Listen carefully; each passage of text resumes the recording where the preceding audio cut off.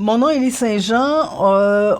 On m'a demandé de guider les visites dans le Moine parce que j'y habite. J'y ai travaillé pendant plusieurs années et maintenant retraitée depuis quelques mois, je suis bénévole dans 2 organismes de mon quartier. Avant qu'on commence, à main levée, qui habite le Moine où il a déjà habité? OK, c'est le fun. Alors, vous allez peut-être pouvoir compléter les informations. On va mettre l'accent sur le Moine tel qu'il est aujourd'hui, comment il a évolué, qu'est-ce qui a changé dans les dernières années. Mais on va aussi mettre en valeur toutes les ressources qu'il y a dans le quartier. L'historique de Le Moine nous montre que ce sont 2 paroisses qui étaient voisines, séparées par les 4 voies ferrées, mais voisines, qui étaient à l'époque rattachées à la ville Jacques-Cartier, qui, elle, s'était détachée de Longueuil. Mais les gens semblaient insatisfaits, donc les 2 paroisses ensemble ont décidé de créer la ville de Le Moine à ce moment-là. Donc, ça a toujours été au cœur de Le Moine, les 2 paroisses, puis effectivement, les 2 pôles paroissiaux. Lors de la visite guidée, on a bien vu, ce sont encore aujourd'hui les pôles où se sont retrouvés autour des églises, maintenant anciennes églises, mais où se retrouvait la vie quotidienne des gens. Les gens allaient à l'église, l'école était tout près. Les 2 paroisses ont décidé de créer la ville il y a 75 ans, en mars cette année.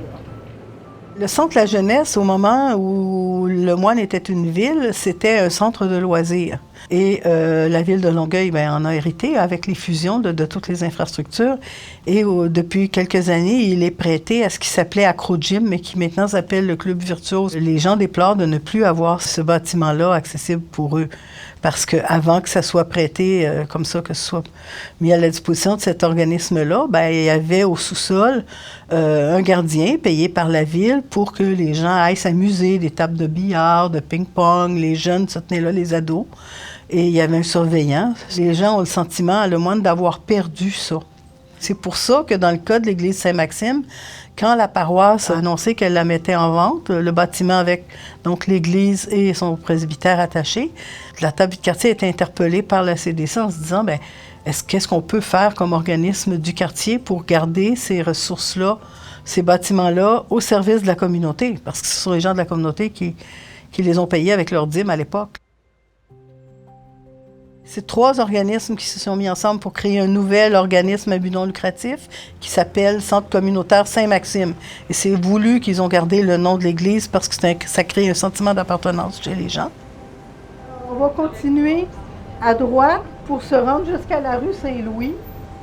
Et on voit que c'est beaucoup du logement. On est quand même dans un... On parle de commerce de proximité, mais le nombre de commerces liés à la coiffure ou à l'automobile, je ne suis pas sûre que la population de Le Moine seule suffit à faire vivre ces commerces-là. Donc, c'est sûr qu'il y a des commerces qui sont là parce que c'est une voie de passage importante pour la circulation automobile. Puis on l'entend à la radio, c'est l'accès au pont Victoria.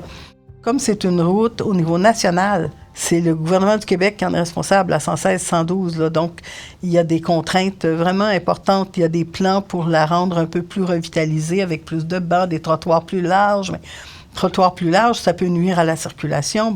C'est vraiment des conflits d'utilisation. Hein. Saint-Lambert de l'autre côté. Comme particularité architecturale, c'est qu'il reste 2 portes cochères. Une est plus frappante parce qu'elle est en pierre, là, un peu arrondie. L'autre, c'est carrément encadré. Ça permet aux véhicules d'aller derrière les bâtiments, passant entre 2 bâtiments. Alors, c'est assez particulier. Et ce qui est frappant aussi, c'est qu'à certains endroits, les maisons sont plus en retrait que d'autres. Parce qu'au fil des années, d'une ville à l'autre, les normes de construction ont changé. Puis probablement aussi, il doit y avoir une question de l'accès aux tuyauteries, etc. Mais il y a des maisons qui sont vraiment très en retrait du trottoir, donc qui ont plus de cours à l'avant qu'à l'arrière. C'est assez particulier. Ici, à droite, c'est l'ancien hôtel de ville de Le Moine. Et c'est toujours une caserne de pompiers.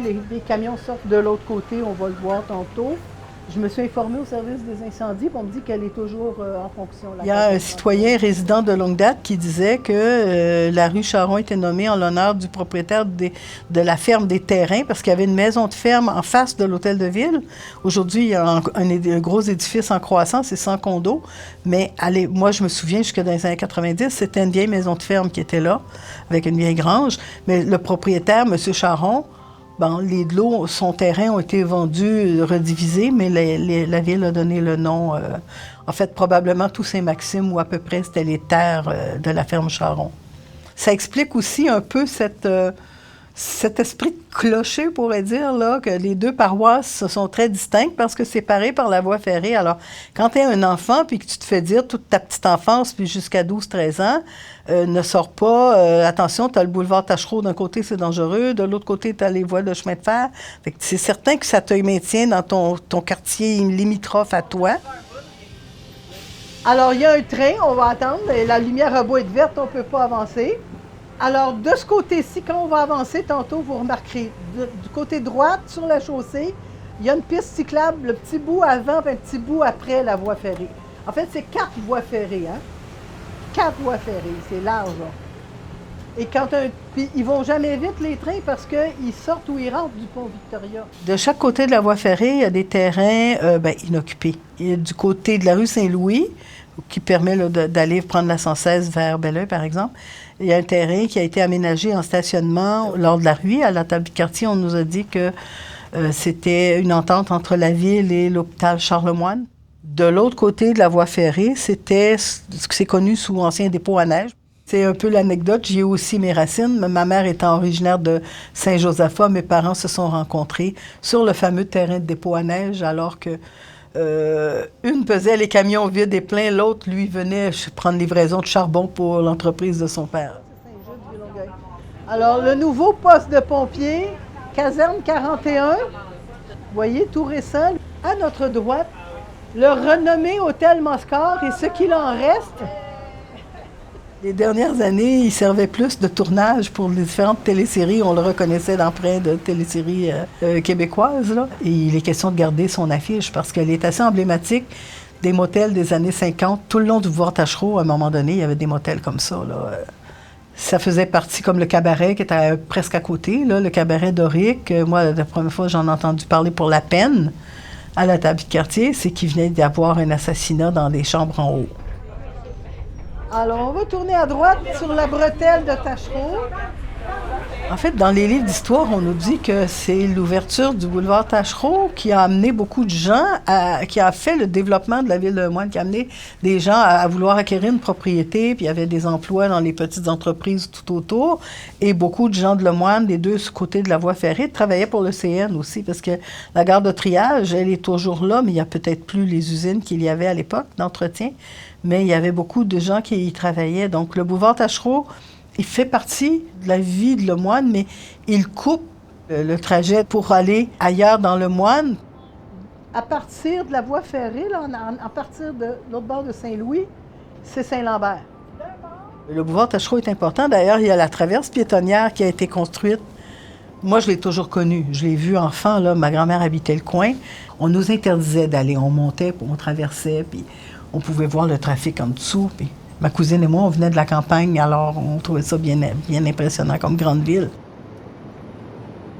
L'église Saint-Josaphat a d'abord été vendue la première au début des années 2000. C'est l'organisme sans but lucratif La Mosaïque qui s'est installé dans l'église. C'est un centre communautaire et bénévole. Donc, lui, il y a beaucoup d'actions. Là. Il y a une friperie, il y a une trentaine de services différents, des cuisines collectives. Il y a beaucoup de choses. Beaucoup de bénévolat qui se fait là, dans l'église elle-même et son sous-sol. Et son presbytère, lui, a été acheté par un organisme communautaire qui s'appelle l'Envol, Programme d'aide aux jeunes mères. Cet organisme-là, l'Envol, au départ, avait au-dessus du presbytère le CPE, qui est devenu de bloc en bloc, mais au début, il s'appelait CPE l'Envol.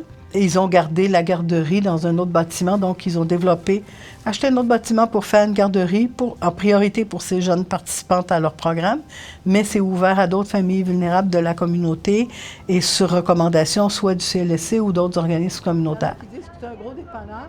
Alors ici, on va devoir descendre tranquillement vers le centre communautaire. Comme c'est le cas dans beaucoup d'autres villes ou villages, le parc Barita a comme particularité, il est un peu enclavé à l'arrière des cours des maisons.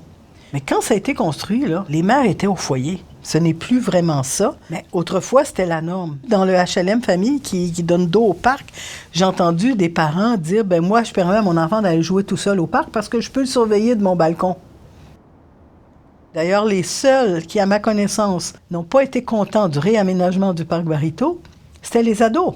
À Cité Ado, ils se plaignaient, ils disaient « on n'a plus d'endroit pour chiller sans être vu, pour flâner sans être vu. » Le centre Joseph-Sénéchal, c'est quand j'étais petite, que je venais chez grand-maman, ça s'appelait l'Office des terrains de jeu de la ville de Lemoine.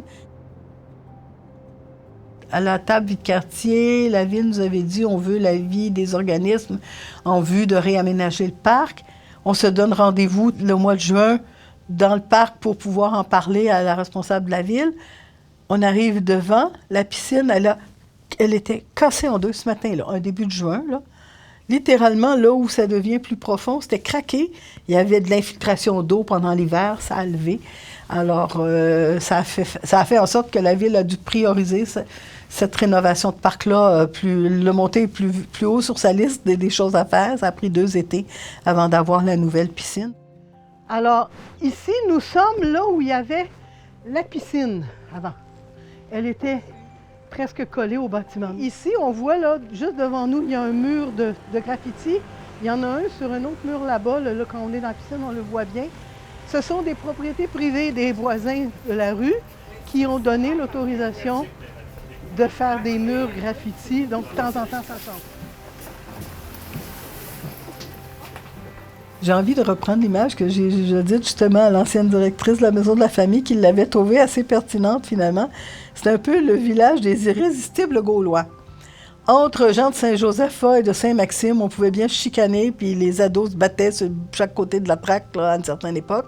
Je pensais que ça datait du temps de ma mère, qui est née à Saint-Joseph. Mais même quand j'entendais les jeunes de Cité Ado, pour eux, le vrai Lemoine, c'était de leur côté de la traque et pas l'autre côté, là. Puis ça date d'il y a moins de 10 ans, donc c'est encore assez récent. Cet attachement-là, il est là. On peut se chicaner entre les deux paroisses comme on l'a toujours fait, mais dès que ça a été fusionné au Grand Longueuil, à Saint-Lambert, au Grand Longueuil, là, le sentiment d'appartenance, il s'est renforcé. On veut rester Lemoine. C'est vraiment un sentiment de communauté important encore. On le sent dans certains autres quartiers de Longueuil, mais celui-là est très particulier.